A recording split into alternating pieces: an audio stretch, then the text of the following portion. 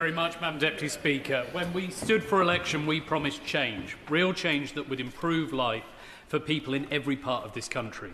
This week's budget moves in the right direction, but if we are to renew Britain, we must be willing to go further. There are measures worth welcoming. Ending the two-child cap will lift around about 1,270 children in South Norfolk out of arbitrary disadvantage, and clamping down on illegal activity on our high streets, such as mini-marts, barbershops, vape shops, nail bars and car washes, will protect honest traders and restore confidence. But we must not allow the good news to distract us from the deeper truth. Delivering genuine renewal demands deeper reform. On the NHS, reform must be real, not just rhetorical. Too much of our healthcare system has been shaped around elderly care alone, yet under 30s with serious mental health conditions and over 50s facing obesity and musculoskeletal disorders cannot be left behind. Without genuine innovation in prevention and rehabilitation, the NHS cannot remain both compassionate and sustainable. Partnership with the private sector must therefore play a role. Not ideological outsourcing, but practical collaboration that cuts waiting lists and expands capacity. Labour is uniquely placed to deliver this in a way that strengthens the NHS rather than fragments it.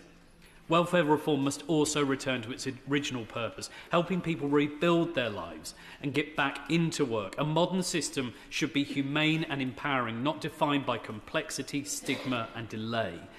If we want to reduce the long-term welfare bill, early intervention and smarter support are essential. Growth underpins all of this. If we want world-class public services, we need an economy that can pay for them. That means reducing unnecessary regulatory burdens in sectors that give Britain the global edge. Finance, for example, faces layers of regulation that stifles innovation.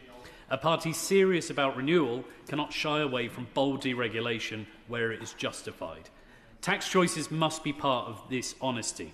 The Chancellor has ruled out rises in income tax, VAT and national insurance for employees, a decision that protects working people at a difficult time. But this also means that inevitably the tax burden will rise later in the Parliament. We owe voters the honesty to say so. I also want to speak about our pubs, vital to rural life and to South Norfolk's villages. Pub landlords tell me rightly that supermarkets have an unfair advantage in alcohol pricing. Pubs are responsible places. They create community, support young workers and act as informal safeguards against harmful drinking.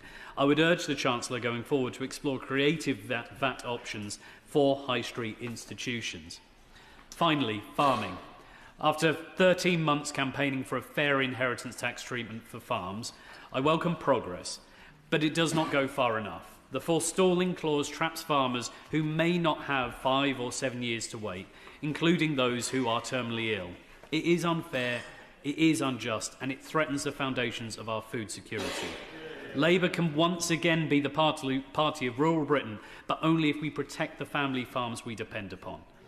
This budget makes progress, but progress alone is not enough. To deliver the change we promised, we need deeper NHS reform, a modern welfare system, bold deregulation, honest tax decisions, support for our pubs and high streets, and fairness for rural communities. That is the spirit in which I will continue to fight for South Norfolk.